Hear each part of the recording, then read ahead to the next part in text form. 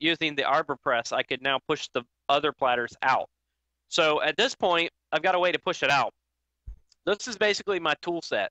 I'm using two drives now, basically for mine, because I have a drilled out hole in one and a spacer for the other. You can use one. You could actually get it done with just one drive. And also, I'm also adding a caliper in here. Now, a digital caliper. This one was about $15 at Harbor Press. Basically, I'm going to use it for some measurements. But my current problem is I needed a way to catch the platters as they're falling out of the bottom of the drive. I needed something they could sit in. I just couldn't put it up on the arbor press, or they would be touching the arbor press itself. Excuse me, causing problems with the platters falling because I didn't want to hurt the client's data. So if you advance forward, you'll see what I basically found is that if I took another drive and I dremeled out the area around it so that the platters and the spacers would match, that basically I could take two clamps, put it on each end, and set them over each other and put it up on the arbor press. And when I push it out, they will fall down directly into the drive below it in the same exact place. Get out of here. And the stator, basically that stator that was the top of the motor, Yeah. would actually push against the top of the platters in that silver spindle location right in the middle.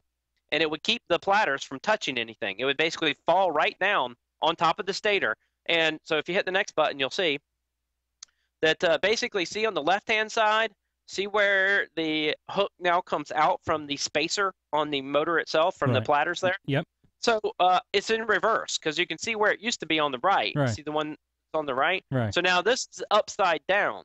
And so basically I dremeled down enough so that when it sits in there, it just falls right into place. And that kind of helps it stay without touching anything else in the drive. So the platters are still suspended in the middle without touching any other metal. So it was kind of amazing that they just kind of all fit together in opposite order correctly. It's very amazing, actually. Yeah, no, it's pretty cool. You can Dremel. You know, I did have to use a Dremel to kind of Dremel out some of the areas so it matched exactly. Right. But when you're doing it on your practice drive, and so initially you're trying to get all these parts in the first place, so you're just going to use one or two, dummy or cheap drives and bang them out in the exact shape that you need, basically. They're caught. So, and since I'm using a 1-ton press and not a 2-ton or a 3-ton or something else, when it breaks free just enough to hit the top of the stator without it causing, any damage, and without, the discs aren't pummeling through the bottom of the drive or anything like that, like it would on a 2-ton press or something. No, it's quite amazing so far. Yeah. So now this is what happens. So basically, it falls down, and the bottom of the drive with the stator is holding up the top of the drive upside down. And so I'm just showing you a photo there where that's the case. And you could just pick it up with a glove, with gloves like that? And yeah, now I am touching, and keep in mind some of these are development pictures, I'm touching the outside, just the flat outside edges of the platters. Right. Now, I'm not getting fingerprints, oil, or grease, so certainly with a, good enough pair of gloves, you're okay. I really could use the spacers themselves. These spacers go all the way around the outside edge of the platters. Right. And I could use the spacers to handle most of the stuff. But if you are going to touch the platters, make sure you're wearing gloves and there's, smooth and clean, and you're only touching these outside edges. And it won't hurt the alignment either, huh? No, at this point in time, they're all still mounted. I didn't remove any screws from the top of the spindle and the platters themselves. So there is no change in alignment. They are all held on by pressure and the screws that are still in their original locations. Wow. This is awesome. Yep. Yeah. So if you hit next, now you'll see I've done this. I'm doing the animation now. I've captured this thing. And now basically this is where I've drilled this hole out in this extra drive in the bottom. And I'm basically flipping this over. Now you do have to be, you have to basically have two areas to do this in. You got to have like your hard, dirty area and your clean area where when you're finally handling the platters that are the client's platters, that you're doing it in the cleanest area possible. So, maybe not necessarily a clean room. It's great to have a clean room if you guys have one. I have one, and you can mount an arbor press in the clean room, and then that way you can keep everything clean in that area while you're working on it. But if you don't have one, that doesn't mean that you're done. You can still do the same thing, just making sure that you've used, some sort of a good clean blown air. You're going to clean off the entire area, make sure that there's as little dust as possible, And your biggest problem isn't dust itself. Your biggest problem is probably that you're going to poke it with a piece of metal, or you're going to let the drift fall off and it's going to hit the platters. So you got to be really careful about that, making sure that that doesn't happen, and practice enough that you know that you're not going to do that. Right. And the little metal fragments, if any touched it at all, you can blow it off with air. Make sure that you try to keep it clean. After a little bit of practice, it'll go fine, and you won't have that problem. But you do have to do it a few times before you're kind of used to it.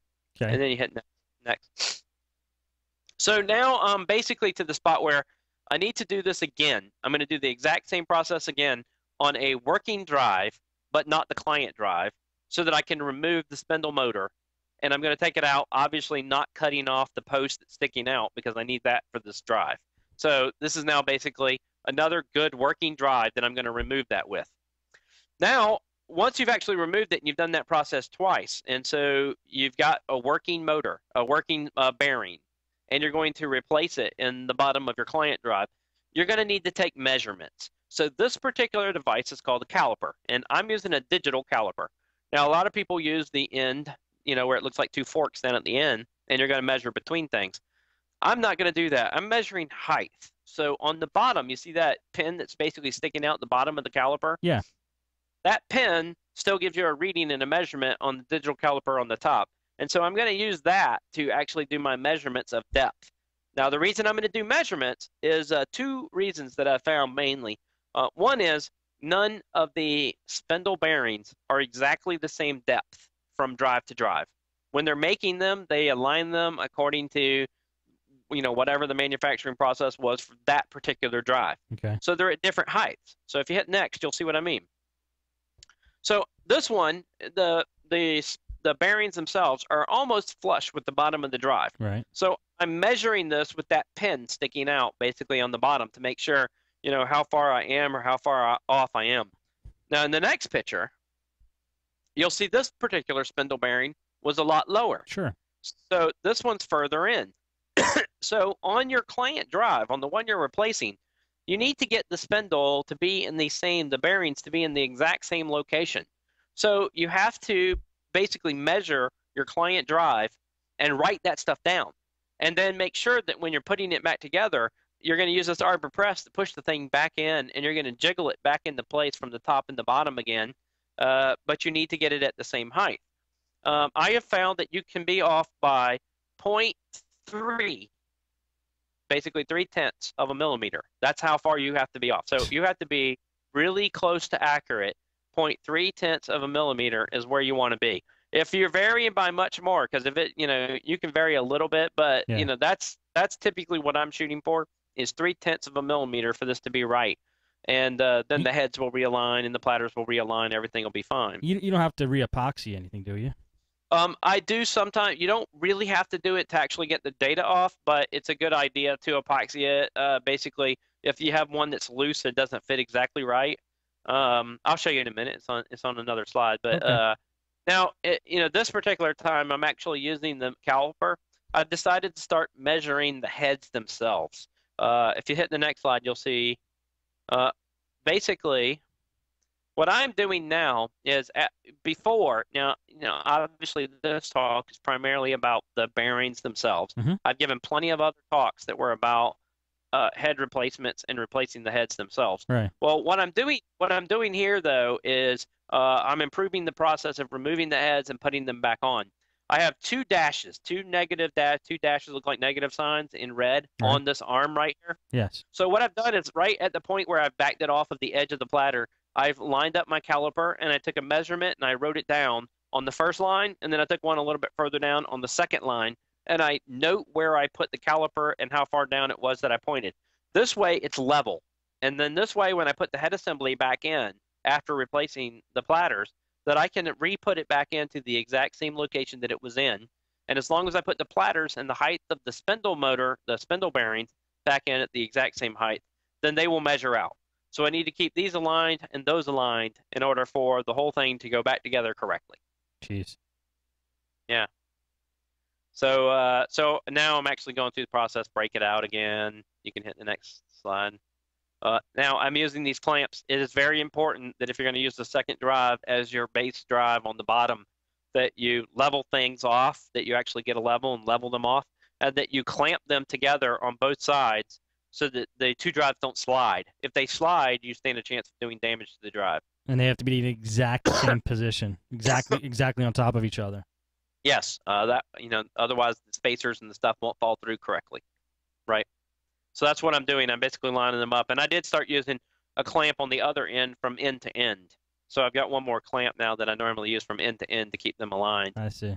And then I'll punch it out with the arbor press at this point.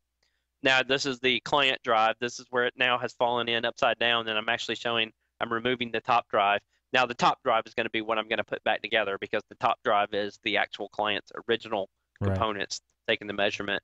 And then I'm punching through with a drift, and I'm again punching out that center piece so I can get rid of the crappy one.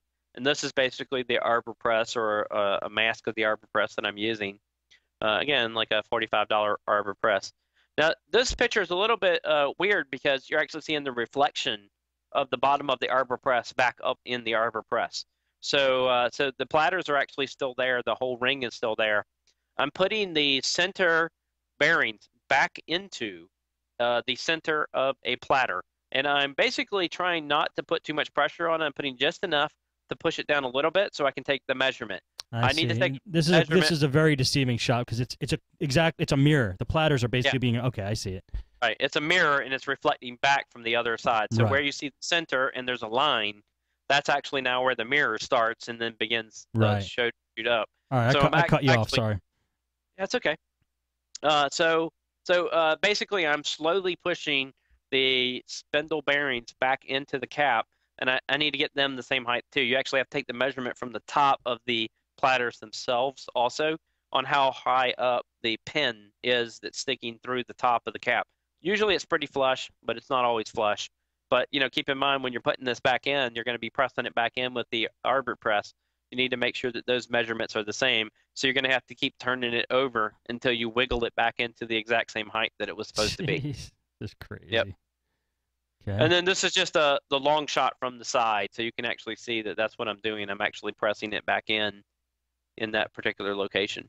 Okay. And taking measurements again to make sure that I get it back in the right place. And then I've been using the super glue epoxy.